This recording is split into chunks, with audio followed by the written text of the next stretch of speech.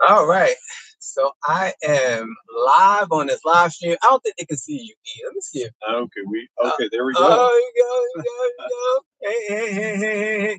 I think you can sit regular, and they'll be able to see you. It's still in there. Yeah.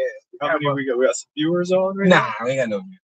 I'm not that popular. No one likes me. No one likes me. My mom would be like me, but shout out to mom. Hey, I gotta send the link to my mom. My mom always likes them. Oh man, ain't funny though? Like mom thinks their kid is the prettiest, and the mom always loves you, and then the world comes and they tell you, yeah, your mom was just being your mom. Here's the reality. Life, man. That's the reality right there. Oh man, shout out to all the moms. Shout out to all the moms. So, all right. So I have this thing that I'm doing right now, right? And the thing that I'm doing is a Driven to Serve, the Florida State Chapter President, doing a 27-hour tour. First, I went from Tampa to IMN, right? That was 6 hours. I'm going now from IMN, which was in Miami Beach, to Pensacola for a 6-hour CE course for Heist, Weiss, and Woke. It's a 12-hour drive. And on my way, to Pensacola, we're going to have a couple of stops. We're going to go tour PadSplit that I'm currently rehabbing in Fort Lauderdale. He has a client he has to see, so we're going to stop there as well. And then I'm dropping him off in Orlando since it's along the way. And then I got to go from Pensacola to Tallahassee for a 3-hour thing, 3 hours drive from Pensacola to Tallahassee for a lunch and learn on Friday. And then I'll be back to Tampa. So while I'm here and E is with me in the car, we're going to be talking about real estate investing, PadSplit, co-living, affordable housing. We're just going to be talking about stuff, right? And then hopefully the stuff that we talk about is valuable to everyone that's listening, but we just want to provide value. What I want to kind of go through first, since it's fresh in both of our minds, is let's talk about the IMN conference. So it's IMN Conference East, SFR. I'll be honest with you. Um, Even though that conference was for large institutional investors, I felt very welcome, even though I'm a small fry and this large big pond of big dog big wigs, right? People very welcoming, people were willing to open and talk and try to help in any way that they could. So I really, really, really enjoyed that part of it. So what was your experience like? Was this your first time at IMN, and what was it like for you? So this is my third year at IMN, and was it all in Miami, or have you gone to other states? Only the East Conference. Okay, yeah, so only here in Miami, and I'd say out of the last 3 years, this is probably the lowest turnout that I've experienced. But wow, it was. I think even that lower turnout, I mean, we're talking about afterwards, the connections that you were able to make were pretty nice. And they had like these round tables where they would have two facilitators and you could actually kind of get involved. That was actually my first time ever being a part of those. I'm not sure if they have it in previous years, but I do think we're able to have maybe some of those more intimate connections. It didn't feel as chaotic, it didn't feel as hectic. So was able to really kind of take the time to make some of those conversations kind of deeper, right? At a deeper level, not just so surface of, hey, what do you do? What do you do? Blah, blah. So I think I was able to have deeper connections. And, for us, we were just attendees. We didn't have a booth with PadSplit. We've kind of found that to be the best bang for our buck. And, just being able to connect with others versus having to be kind of logged into the booth. But I think in terms of content, the common theme that many of the owners and operators who were in attendance that what they were sharing was basically like, hey, yields are compressed, operating expenses for taxes and insurance are up, and it's harder and harder to make these deals pencil because I know like last year, for example, when I was at IMN, the big topic of discussion was the interest rates, right? Are interest rates going to drop with President Trump? And right now, the sentiment has kind of been like, hey, like things are going to hold steady. Like you can't count on those interest rates dropping. You got to be able to find better ways to, increase revenue on existing inventory and just kind of seeing how you can navigate in this this challenging market. So overall, it was positive, but I do think the sentiment for most single family rental investors was not the best.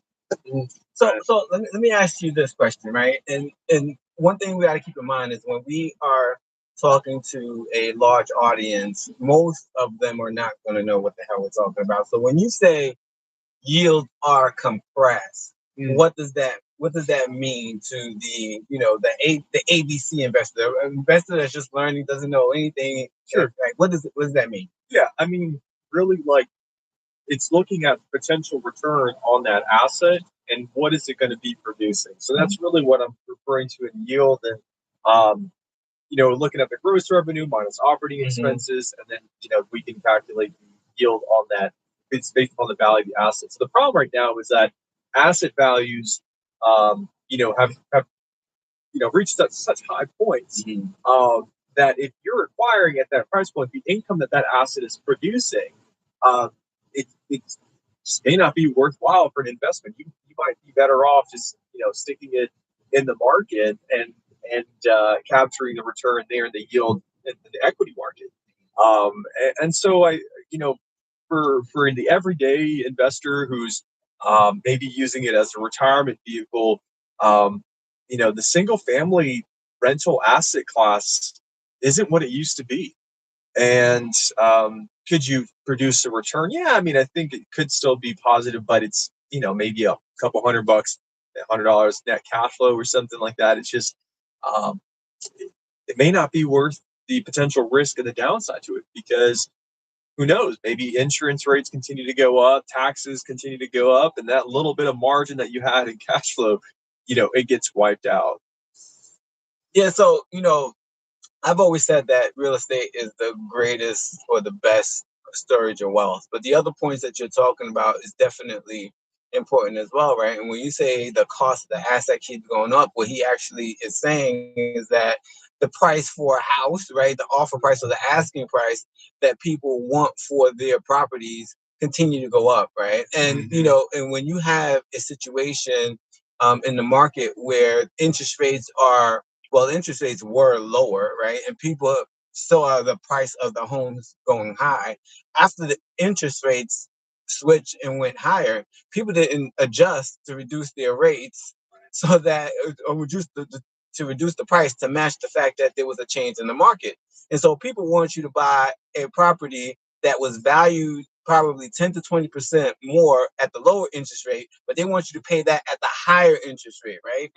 And when you have a situation like that, it's going to make it incredibly difficult for you to cash flow. There's a lot of people who purchase multifamily homes, right? Large complexes, and they penciled out, and when we say penciled out, it means it was able to cash flow, able to show that the property on the pro forma was able to cash flow based on those current and based on rates those numbers. But once the interest rates changed, though, that math just went out the door, and they couldn't do anything about it, right? Well, and also losses, rent declines, right? Yeah, because a lot of the times these multifamily investors are underwriting for rent growth. But for example, in Jacksonville, we've had now 26 consecutive months where rents have declined. Yeah. And if you're underwriting on your performance that every year you're increasing these rents, like it blows it out. And the biggest problem that I think, particularly in Florida, that people had was that during COVID, you had people from New York, people from California, and people from these high revenue, high income states coming down here paying 20, 30, 40% more in rent sight unseen. And so the market rents shot up once COVID was over, right? And you didn't have that market there. Rent started coming down, but owners didn't want to start reducing their rates to match what the reality again. So you had an issue with the interest rates making the price of the home going up, and they don't want to adjust to the fact that the rates have changed. And then you had the economic issue, not the economic, but the COVID issue that caused people to move to the state, having rents go up. And now that that's over, owners don't want to lose that either. And so no one wants to take that backward step to adjust their rates to where the current market is. And that's a big problem for everyone. However, the reality is there are some assets or some exit strategies that you can leverage to get more revenue from your property, even as a single family home. You want to talk about that a little bit? Yeah, absolutely. I mean, that's really where PadSplit comes into play. And, I mean, I remember when came to IMN 3 years ago for the first time, and I was telling people about PadSplit and the business model, and I would get these kind of weird looks and kind of just it just was weird at that time. It wasn't really didn't fit the narrative for the market that we were in. But now, we look 3 years later, and the funny thing is, we have more and more of these panelists and speakers that were there at IMN actually talking about PadSplit in a positive light, and not just kind of this oddball strategy that that wasn't really maybe attractive at that time. And I think a lot of that is driven by the realization that the single family asset has a lot of competition. You got large institutional investors that are in this space, but cost of living is the highest it's ever been in the United States, and rent is obviously declining a lot of places, especially the Sun Belt. But I think a really other important thing to consider here is how U.S. households are evolving in the United States. And this is really where PadSplit comes into play, because we now have more single residents than we ever have in the history of the United States. These are single, childless residents. Back in 1960, it was right around 13 or so percent. It's now ballooned to over 30, close to 30%, a third of our population. Whereas the single family segment used to make about 44% of our U.S. population. That's now become one of the smallest at around 17.1%. And this is all according to the U.S. Census Bureau. And the really crazy thing to understand and know is that, like, the single family or the single resident childless demographic is also the fastest growing demographic in the United States. But, and so we're seeing that, like, the residents are already adopting this way of, like, either living on their own or cohabitating and having roommates with unrelated individuals. And so, like, PadSplit really kind of positions itself as a way to be able to capitalize on this opportunity and this change by renting by the room.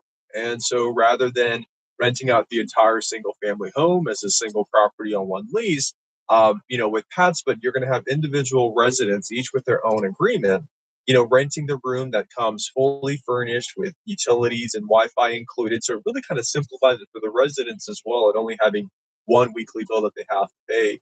And I was having a lot more discussions and interest this year at IMN than I ever have in years. For developers and larger size investors right now, they're chasing yield. They're looking for asset classes that are going to help provide better returns. And also for us, it's great because it fills for a market, right? We're seeing, really great demand throughout our core markets for this type of product. And that sort of validation of the data that PadSplit can provide is what these investors are looking for. It's more than just the theory. We have the data to be able to back up that, this model works. And so, you've been a manager yourself for several years now. Quick plug, we have a webinar coming up next week with the PadSplit community, where Roland's going to be sharing more about his experiences managing PadSplits, and also, pretty unique lending product for what we call, like, the conversion process and the furnishing, because the conversion is so important. If you just take a 3-bedroom, 2-bathroom, single family home the way it is, I can nearly guarantee you that it will not cash flow. You're in fact going to be losing money. That's because of the additional overhead that you have as the owner with paying for the utilities, our 8% fee, management fee, et cetera, right? So to bring the value, to really make it worth it for an owner, we got to make sure that there's enough density in that home. Right? When you look at a traditional rental, there's really only 2 ways that you can go about and increasing the potential revenue of that property. You can reduce the term of the length of the rental period, which you would have a short-term rental, which is the Airbnb kind of market. The problem with that is that it makes housing more expensive, right? Yeah, it works great for the owner because your yield is higher, but it's also a lot more work, and it's basically housing more expensive, which is counter to what most cities and municipalities are trying to achieve and make housing more affordable. So where PadSplit, is kind of that alternative option. The other way of increasing yield and returns on a property is to increase the density. Right now, instead of just having one rental unit, you now have 5 to 7 rental units within one property. Creates risk mitigation for the owner. And it also, serves this kind of growing demographic, and it helps cities achieve more affordable housing within their communities. So I think a lot of it has been just driven by more education, more discussion around this, and being very transparent with our data, right? I think the transparency is critical in all this.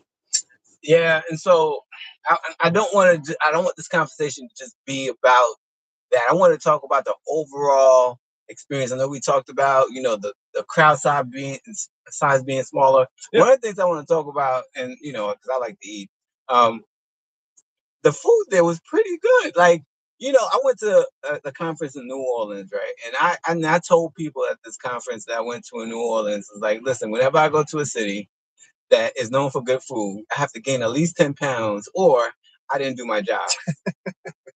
Right. And so I go to these places ready to eat. But the food at the hotel was trash. I was like, man, I went and I was looking for gumbo everywhere. I was looking for gumbo, and I did not get my gumbo, and I was so highly disappointed and upset. But I must say, at this hotel in Miami, the breakfast was great. The food was Where actually did we good. stay again? The Lowe's, the Lowe's Hotel in Miami. The Lowe's, right on Collins Avenue. Yeah, right on Collins Avenue. So what'd you think about the food? I thought so. IMN never disappoints with the food. They always come in clutch. They always do really well with the lunch, the breakfast. They come around dinging, and that's just my, little call to art. Time to go to eat. Right. Right. But no, it was phenomenal, man. I mean, yesterday we had like the seafood options. They had the steak at the end of the table there. It was really good. And while we were here, we had the opportunity to check out some of the local eats in South Beach. We had like a Korean barbecue spot, which was phenomenal. And then we went to ceviche as well. I mean, just the location of the conference makes it worth it to just come out here and get to experience, the culture. And probably wouldn't recommend coming down here during a spring break because it gets crazy. But the food was top notch. What do you think? Yeah, I completely agree. I have to second that because I was like, man, every time I went to eat, the food that was provided, I was like, man, it was excellent, excellent food. Oh, yeah. You don't understand how important food is to a conference until you go to a conference with bad food, and then you're upset because the food is terrible. So I'm in. Good job on the food. The next thing that I wanted to kind of talk about is in terms of the networking. Do you think they gave enough time for you to kind of connect and network with the other people that were at the conference?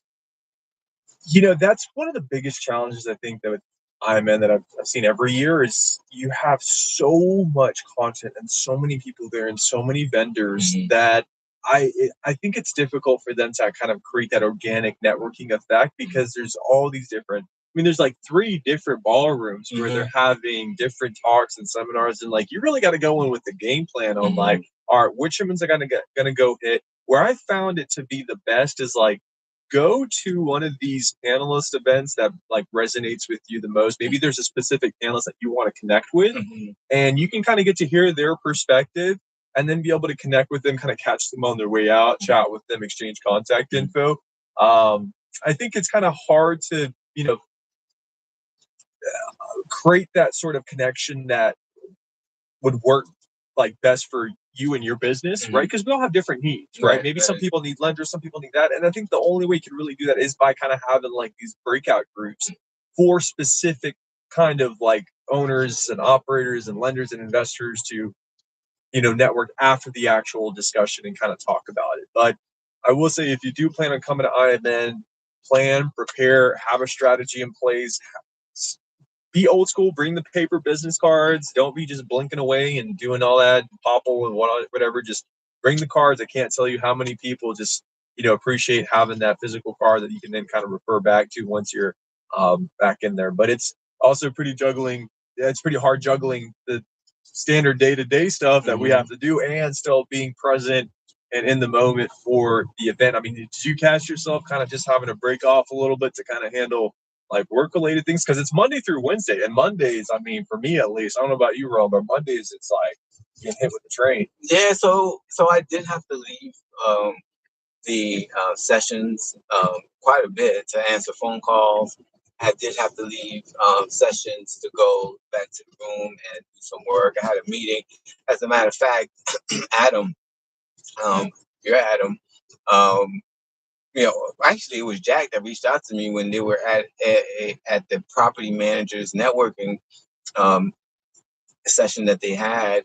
And it's like, hey, Roland, where are you? Why aren't you here? I was actually on a board meeting for NARPM, and so I wasn't able to go to that one. So it is definitely one of those things. Like, yeah, if you have these conferences during the week, there's actually work that needs to be still done. Even if you have employees or what have you, you still got to get things done, and you're not able to actually go to all of the sessions. Speaking of the sessions, which session do you think was most impactful for you? I think the most impactful one was yesterday. Let me just double check on my calendar the exact name of it, because it was one of those like roundtable ones. And in fact, it was actually one that I had not even meant to go to because so Claude had put it the wrong one on my calendar. Don't trust Claude. Not only will he call you by the wrong name, but it will put the wrong thing on your calendar. Paul gave me a new birth certificate. It said, "Hey, your name is no longer Roland Charles. Your name is Roland Pear." I'm like, where'd you get Roland Pear from? He said, "I don't know." I said, "Well, so how'd you name?" He's like, "I'm sorry, my bad." What are you doing, Claude? Like, I thought, this AI, man. You trust it with your life if you want, but when it gets it wrong, it gets it really wrong. It gets it super wrong. So, anyways, Claude got it super wrong, but it was a blessing in disguise because it ended up being one of the best ones that I had attended, and it was the roundtable is called the latest methodologies, strategic operations, AI, and tech for optimizing costs and maximizing margins, advanced approaches for complex single family rehabs and flip deals. So we really kind of talked about like smart home features. Is this the one? Hold on. Now that I'm looking at it now, I realize I may have actually looking at the wrong one. No. Let's see.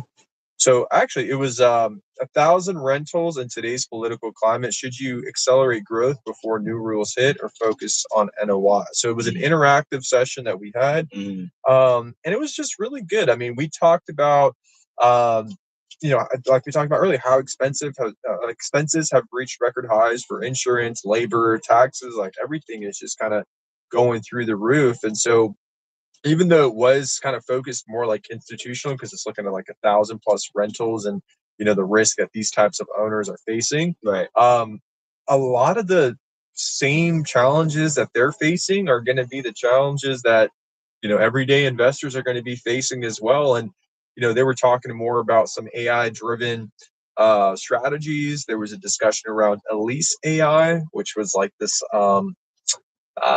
property management AI software that a lot of owners are starting to leverage for its capabilities. But then also like understanding like, hey, what are some things that maybe you don't want AI doing? Right. Anything where that kind of human touch is needed, right? Like you probably don't want to automate that with AI because it could really interfere with the potential service delivery or whatever the case may be. So one of the points that they shared was like, hey, for like reporting, back end admin stuff, that's great. But when you have a situation where you're dealing with like a sensitive, resident dispute or issue, like you really want to make sure you have procedures in place to address that with care, and with the human element, and not just trying to automate everything with AI, because the businesses that are facing some of the biggest challenges right now is the ones that are trying to do AI for everything. Right. We're seeing this at Open Door and other companies, but the ones that are really like able to maximize their overall impact are the ones that are incorporating AI into their existing infrastructure, right? Like not necessarily replacing people with AI, but maybe replacing people that are not using AI, right? Because the overall productivity of someone who is AI versed and understands how to use it, their overall productivity is just 3x, 4x, 5x that of someone who isn't. Right. So what's happening at Open Door? You mentioned that. Like, what is the issue that they're having that when they use AI is problematic? So I don't know the details too much, but I do know that last year there was a big, kind of PR public announcement that they were going to be laying off a good majority of their staff and replacing them with AI. Okay. Right? It wasn't just like incorporating AI; it was actually replacing a huge chunk of their staff with AI. And so, um, I am not exactly sure on the details of that and kind of the outcome and how that turned out, but they're no longer the largest home buyer in the United States, right? So that in itself is kind of indication. All right, well, something's going on there that's, changing their overall uh, performance and outcomes. Got it. Got it. Yeah. I mean, listen. I'm a cybersecurity consultant by trade. And so I've always been a mobile first, first person and tech first.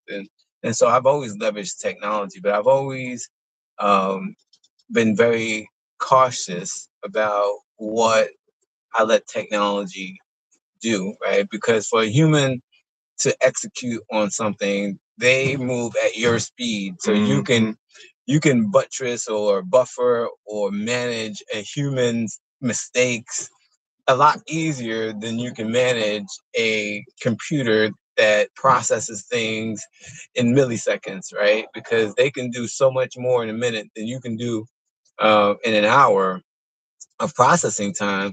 That by the time you get, you get to try to fix the issue that they cause, it's like it's beyond the pale, right? And so you have to be very, very, very careful with that. You have to make sure you have the proper controls and procedures in place to manage it. I think earlier we were talking with Adam from Doorloop, and they were talking about, I forgot which company it was, but the AI went through and deleted the whole database and the backup, and in response, the AI said, "My bad." Like, It knew what it was doing, and it still went through and deleted everything. I mean that's like worst case scenario, man. yeah, that's crazy, right? And those are the types of things that you have to account for when you are implementing AI within your infrastructure.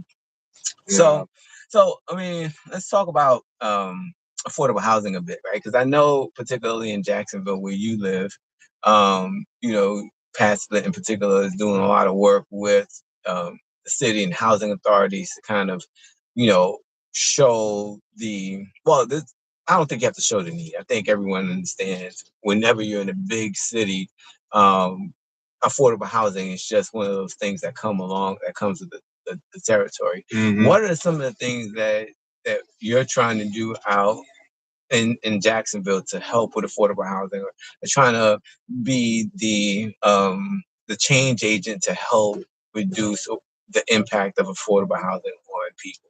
Yeah. So, I mean, it's actually a timely question because just last week on Wednesday, I think it was, I was invited to be a panelist with the NEFAR Property Management Council. So, Patricia Orange, who's the president leading that council, is also an active PadSplit host, had worked with her committee on organizing this event. And we had Gretchen, I can't say her last name, I would butcher it, but she's the CEO of all things short-term rentals to kind of talk about the short-term rental space in that industry. But we were also fortunate to have Sharon Corbett, who's the CEO of the Jacksonville Housing Authority, be a part of that panel as well.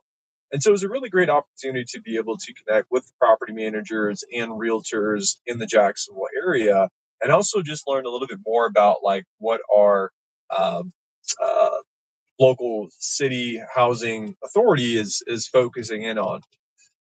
And every year the Jacksonville Housing Authority has a landlord symposium where they do it twice a year, and they're bringing in the landlords just to kind of educate and share resources with them to better understand like how public housing works. And I think like there was two comments that came out of that panel where there seems to be this perhaps perception or view on Section 8 that you're going to be dealing with more drama, there's potential for higher, risk of damages and issues at the property.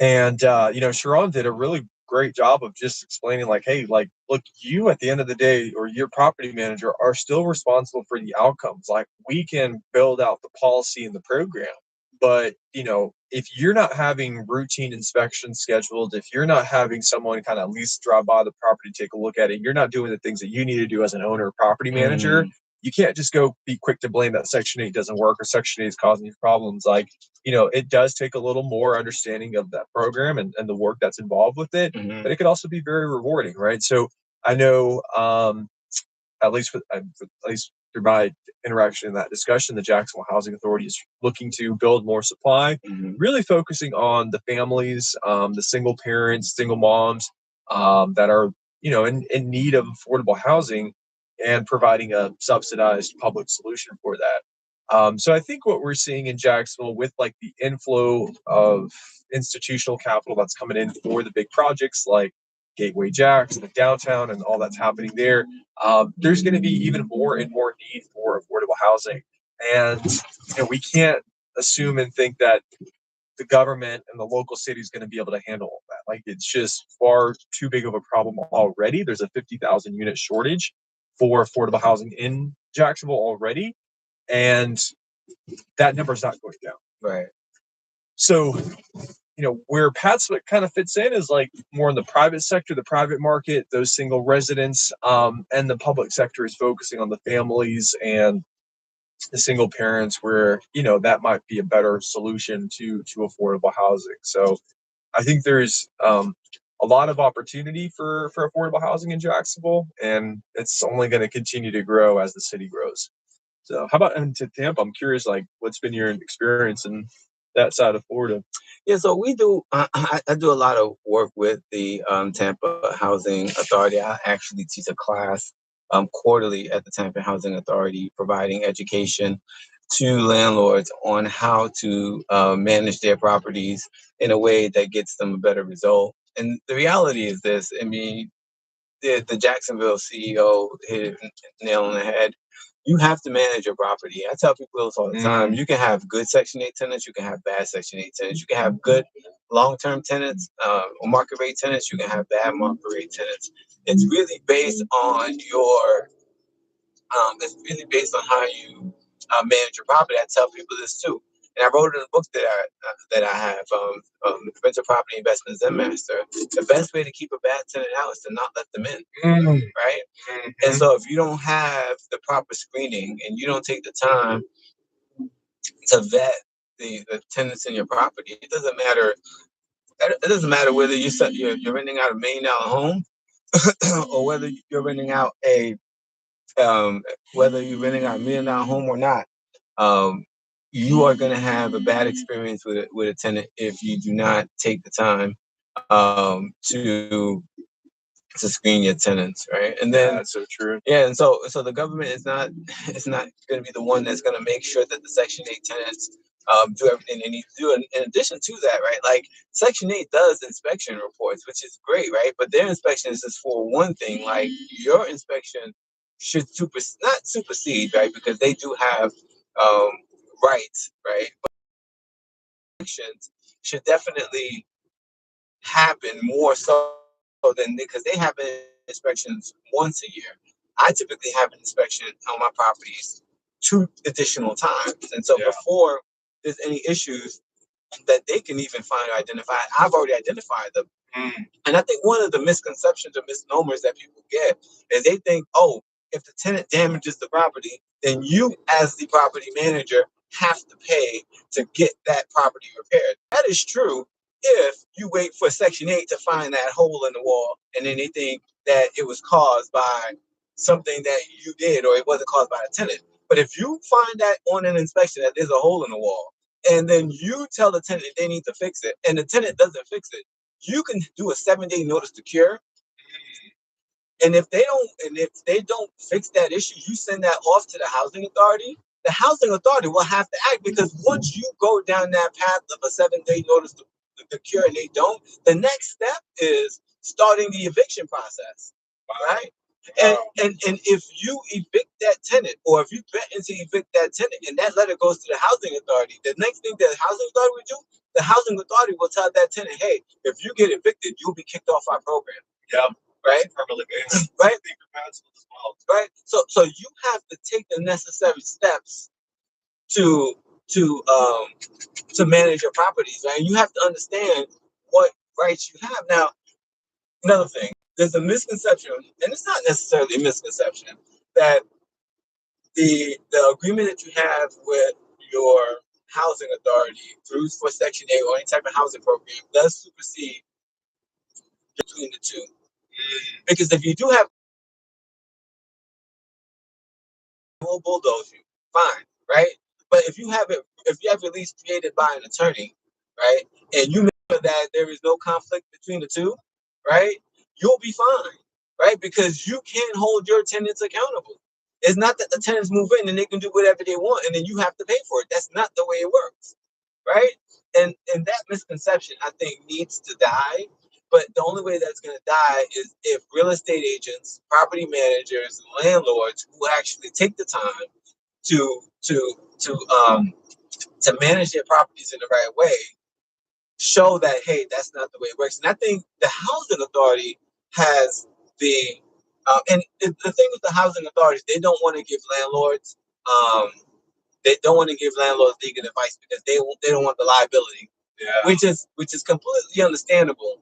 But while you do not want to give legal advice, you should probably have resources available to the landlords so that they understand that you are a partner and not a foe, right?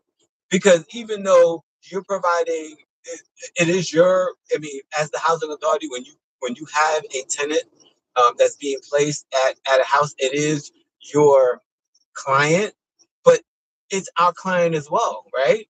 And we may be getting the funds from you for to pay for this tenant, but we have to manage this tenant. We have to deal with the relationships. We deal with the tenants more than the housing authority because all they do is send rent payments. We have to deal with broken toilets. We got to deal with issues that happen in the house. We got to deal with so much more, right? And so it behooves the housing authority to make sure that the landlord knows that they are a partner and not an adversary. And I think if they did a better job of that, making sure that they let them know, hey, we are on the same team.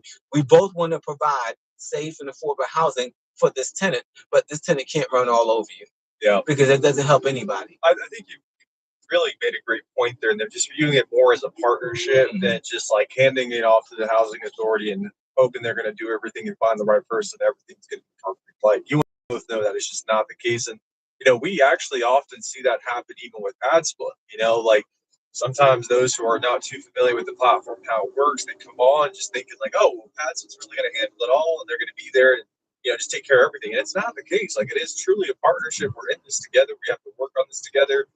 Yes, PadSplit can provide the system and the infrastructure to make housing more affordable and accessible, but PadSplit is never going to fix the people component, right? People will be people, and the best way to be able to address that and handle that as an owner operator is to have some of those systems, those inspections, and even though PadSplit does the screening, still having some of your own processes in place for making sure, because just because someone can pass a criminal background screen, eviction report, and income verification doesn't necessarily mean that they're going to be the best fit for that particular property, especially if you as the owner operator know kind of the culture of that home and how other people interact there and how it works. Because not only do you have an incentive to obviously generate a return on that property, but also you have an incentive to retain the existing residents who are there. And PadSplit's not going to know that. The owner and operator is going to have to kind of make that call and judgment. So I mean, it's really interesting to see how a lot of the challenges and misconceptions that the public sector housing faces, we deal with it as well with PadSplit in the private sector as well. And I think at the end of the day, it's just thinking about your systems, your communication, your processes, your team. How are you building that out to be able to provide the greatest resident experience, but also optimize for return as well? And you said something, and I'm gonna touch this vein. And I'm gonna say this before I touch this vein because anything that I say is strictly the words of Roland. It's not speaking for PadSplit. It's not speaking for PMIGC and Real Secret. These are just my thoughts, right? And you said something very important. People are going to be people, right? And you can't predict. You can't I mean, God can't even fix people sometimes. So like you can so what's the housing authorities gonna do? Like you can't people are gonna be people, and they're unpredictable, they're chaotic, sometimes they can be nice, right? So you have you and if you are afraid of dealing with moods, personalities, then real estate is not for you. Yeah. Right? Like if you expect you gotta have the thick skin, man. You need thick skin. I mean, like I said, real estate is a great storage of wealth, right? And people are gonna need a place to live. And you are sometimes gonna find the sweetest, nicest, best people that to live in your property. And sometimes you're gonna find people who are just the devil's spawn in your property, right? And you will get the gamut. And so what I tell owners when I work with them, I say, hey, look, listen, I can't guarantee that the tenants are going to use the property the same way you do. All I can guarantee is that I'm going to have the processes and the procedures in place to reduce the impact to you. I can't even guarantee that I'm going to eliminate that 100% from you, right? Because people are going to be people. Things are going to happen, right? And when those things are happen, the best thing you can do is just make sure that you have the proper systems, you have the proper procedures, you have the proper way to deal with it to make sure that it's going to impact you the least that it can impact you, right? Because there's a cost of doing business. If there wasn't a risk to it, if like there's a reason why people like real estate can be so profitable because there's a lot of risk to it, right? And people For every success story, there's another failure and people lost. Right. And as much as I love PadSplit, I've seen it happen before. A few cases where property wasn't kind of set up in the best way. They didn't have the screening procedures needed, and first resident who moved in maybe wasn't the best fit, caused problems, and then it can happen in any asset class, and you got to control what you can control. I always say like control your plan, right? And it's an acronym where the P stands for parking, right? Make sure you got kind of good organized plan for parking and where people are going to park and maybe even having assigned parking. Landscaping, make sure you got reliable landscapers going out there on a routine basis to handle those things. The appearance of the home, right? The majority of times when a neighbor complains, it's probably because there's some like deferred maintenance on the outside of the home or something's just not looking right. So like take care of the appearance of the home. Noise as well, right? The best way to mitigate that is to be able to have security cameras on the outside of the property, which you can't do with PadSplit, and just kind of keep track of things. And then trash, especially with PadSplit. I mean, you're having 4, 5, 6, 7, 8 people living together, and that trash fills up quickly. Get that extra bin. If you don't have a good system to assign that chore responsibility to someone in the home, maybe consider like a trash rollout service. Like there's a really popular one. Roland, listen to this, man. Can Monkey. All they do is roll your can to the curb and they roll it back. This company last year generated over $4 million in revenue. And it's just rolling out the can bin. Oh my goodness. I mean, I really think we're overthinking this business thing, man. Like, it ain't got to be that hard, man. I've never heard of it. Can Monkey, yeah. Oh my goodness. $4 million in revenue last year. And how much does it cost for their service? So they charge, it's about $40 per month it comes out to. So they charge on a quarterly basis. And every 3 months it's about $120, $130 in that range somewhere. So man, that's incredible. Because to be honest with you, when you think about HOAs, the biggest HOA complaint you have is people leaving trash cans in front of the house. I mean, they're just taking just a very, very, very small niche and making millions off of it, and that's incredible. Isn't that an incredible story, man? And they work with a lot of HOAs, so they'll have like these master agreements with these HOAs, and then the HOAs obviously bill it back to the owners and residents of that community, so that way that service is done accurately within a timely manner. But I mean, it really goes to show that if, business could be made out of anything. If there's a problem that you're dealing with, there's probably a whole lot of other people in this world who are dealing with that same problem, and you might be onto something. Always the tricky part is figuring out the scale. How do you scale it, right? How long has Can Monkey been around? Can Monkey's been around for, I want to say, I think it's right around 2018. It was kind of right around the same time frame PadSplit started. So it's been about 8 years now, and they're the largest trash rollout service provider in the nation.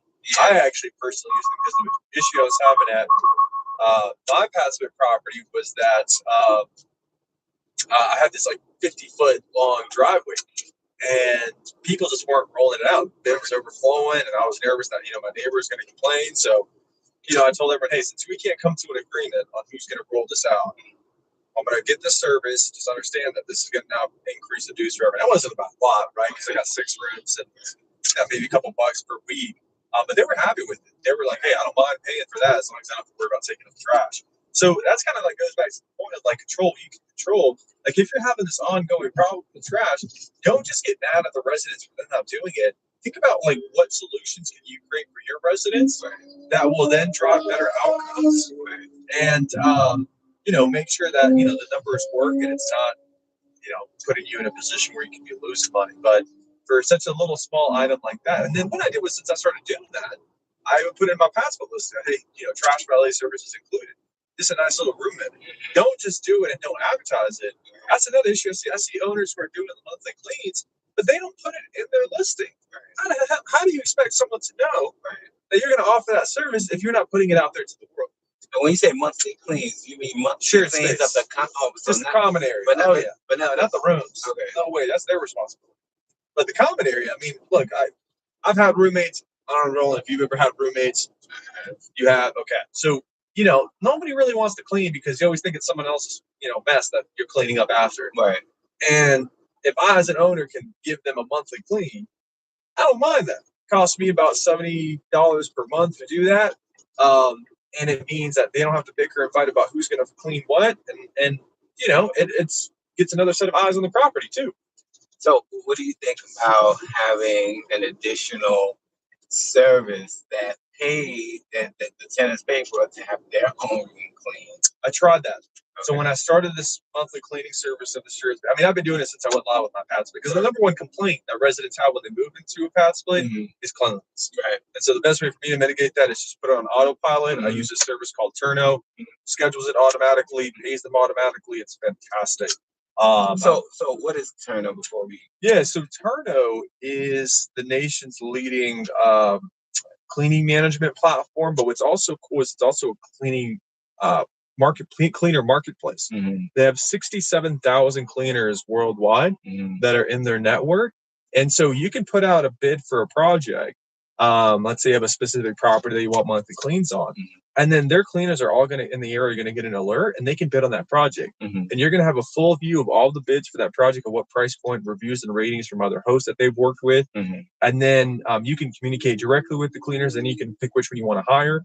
And once you hire them, you can set up basically like automated projects, cleaning projects for that property. So I have mine set up on a monthly basis. Ideally, I would love to have it to a point also when I'm in discussions with the director of partnerships, but to have it to where when a resident moves out, it automatically triggers then a project within Turno, and that to be sent to my cleaner, so that way she can clean the room and the shared space upon the move out. We're not quite there yet, so it's a little bit manual. I have to manually schedule that cleaning project when someone moves out. But that's going to be a huge plus once we do get that integration in place, because it's going to help alleviate some of the cleaning management manual work that is involved right now as a PadSplit owner. So Turno and Can Monkey, I want my check. Are you? I have 0 views right now. But rest assured that I'm gonna have 1 million very soon. We're on the come up. We are on the come up, and I want my check. Okay, we're not gonna bleep this out. This is streamed live, so I want my check. But those are two. Just to be clear, I was not paid by Turno or Can Monkey to share their. That's why I'm asking for my money, because he's not getting paid. Yeah. Right. And so he's not allowed to get money. I'm allowed to get all the money. So just send it to me. Give me his half too. We need that gas money, right? Oh yeah. Listen. I'll be very honest with you.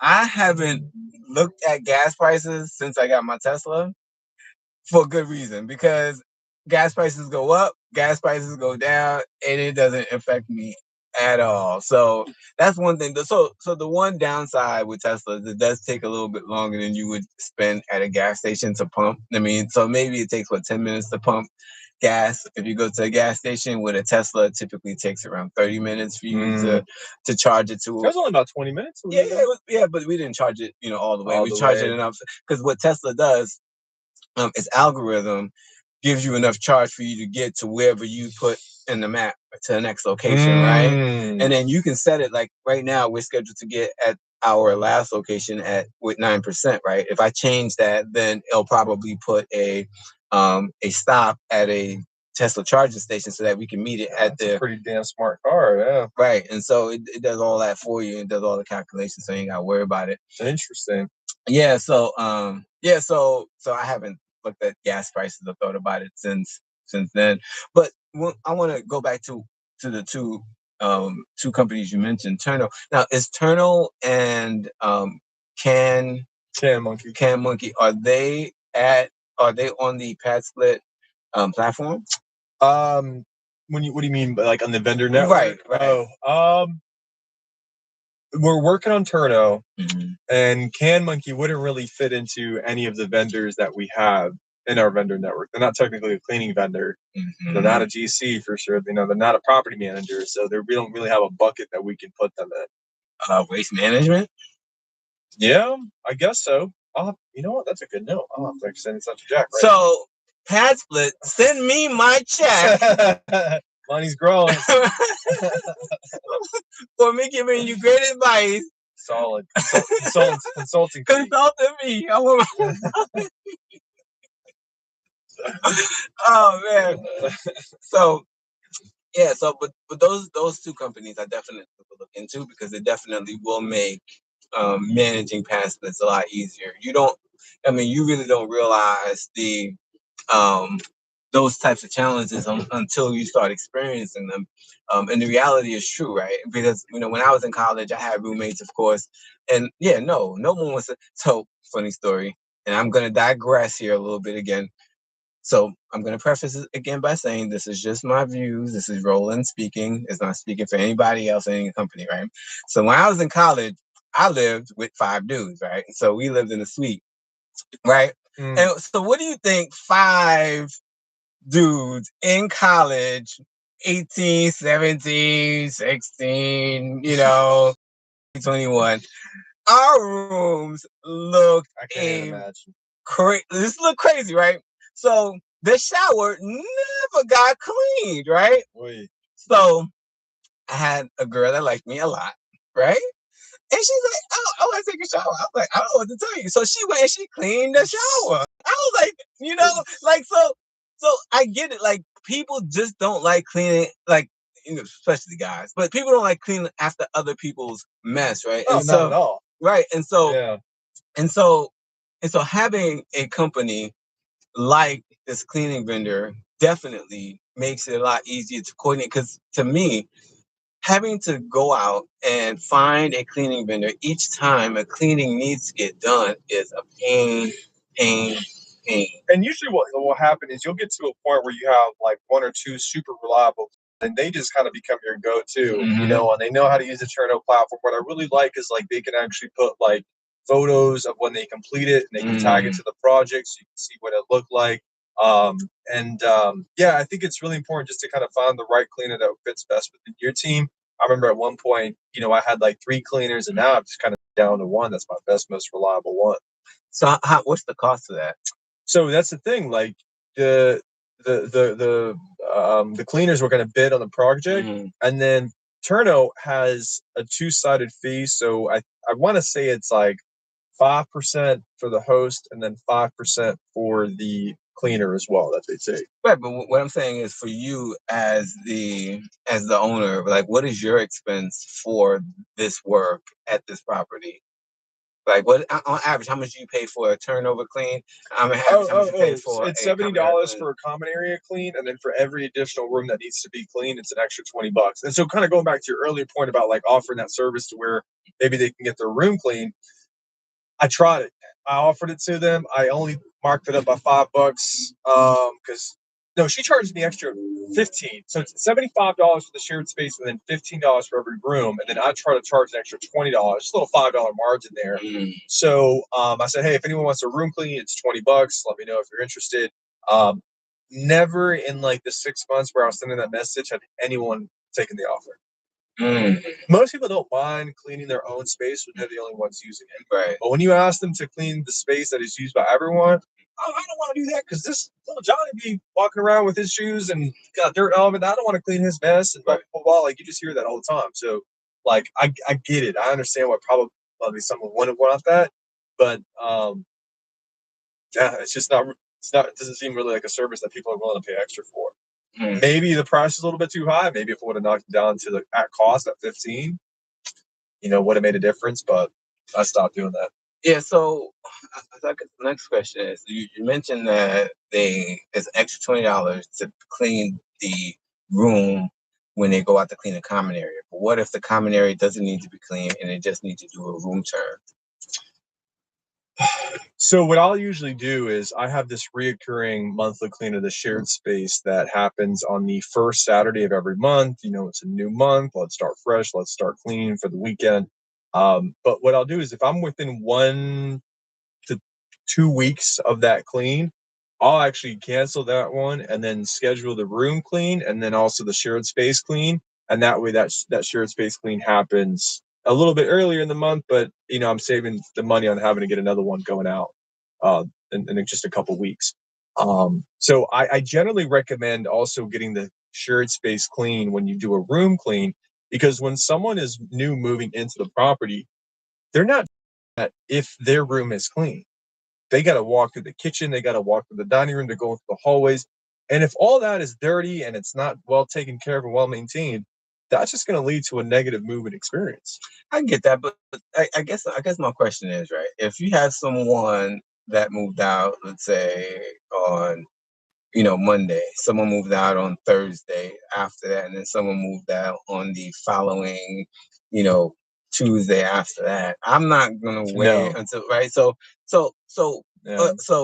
and for me, I try to get the cleanings done between 24 and 48 hours for the room turns, right? So in those situations, how do you manage those room cleans to make sure that your property is not off market for an extended amount of time just because of schedule? Yeah, I mean, I think the best, if you could batch the cleans, like if you're going to have 2 or 3 rooms vacant coming up, trying to think how you can do this, because I guess that would cause it to not be marketed, right? Because it's in a flip status. So I get what you're saying, like you're losing out the ability to get that room booked. What you could do, if it's just within a couple of days of each other, you can flip it as if it got cleaned and then block out your calendar until you plan to do the next one that becomes vacant. And that way it's still being marketed, because passive residents can reserve a move-in request up to 2 weeks in advance. And so even if it's just a couple of days apart, maybe there's someone out there who wants to move in a week later and it can still be marketed. And even though the room is showing as active, it's blocked on the calendar. So that way they can't move into it until, the cleans for both the rooms is done and the shared space. You see what I'm saying? That's a lot to manage, though, bro. Honestly, I mean, yeah.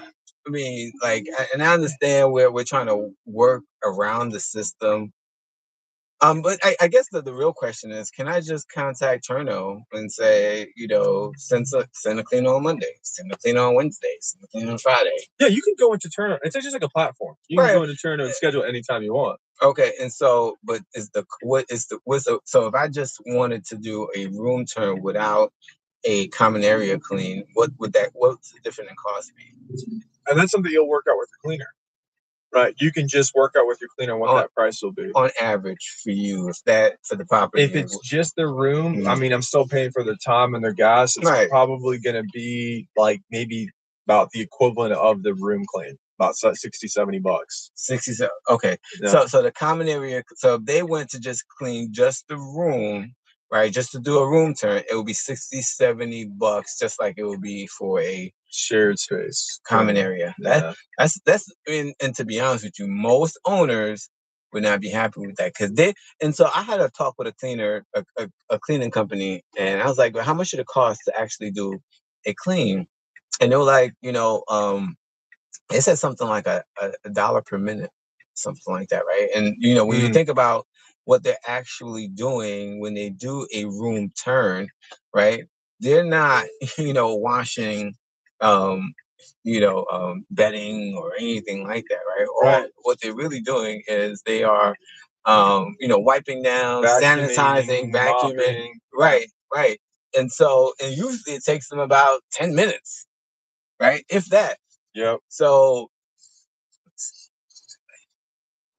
the question is like, is that extra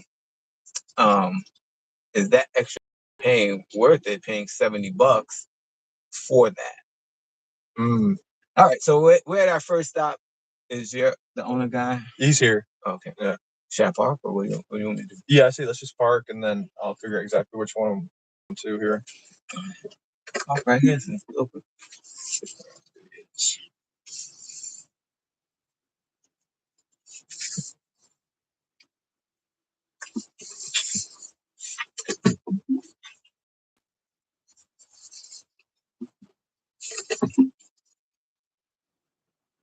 I left New York and forgot how to parallel park. You mean this car can't do it for you? It could. Oh, why did you do that? Because it's not full self-driving. It's too cheap. Oh, you need the full self-driving for that. Oh, the parking's not included? No. Elon is about to make it so that everything's on a subscription basis. Man, at this point, life is a subscription. You're not lying. That's another thing I was gonna say as well. Like, when you think about the way society is with the shared economy, co-living thing is part of that whole ilk, right? Yeah. Cars, Toro, I want my check. You think about it. Airbnb, I want my check too. You know what? I was having this conversation with someone before we wrap up. I was having this conversation. Oh, we're not wrapping up. It's 12 hours for me. Well, for this session. Oh no, it's gonna keep going unless somebody's coming in the car. Oh, well, no, we're gonna be going into the restaurant. Oh yeah, so we're going to the restaurant. Yeah. I was having a discussion with someone, and I'd love to hear your perspective on this, but it feels like we're moving into a technology-driven government, where technology and these tech companies have more capital, more resources, and more influence than even some like our governments. I mean, Amazon is the equivalent of Department of Commerce, right? Uber, equivalent of Department of Transportation. PadSplit, Airbnb, Department of Housing. All these AI tech, health tech companies and health tech, like we're moving into where tech is more of a governing body than our own governments. I believe it. I mean, they call that techocracy. Techocracy. Yeah, and I can see that. Techocracy. You think about what Elon is doing. I know, right? Live stream went bye-bye. Now live stream my whatever's holding it. But anyway, so what I was saying about Elon, he actually has the Boring Company digging the ground.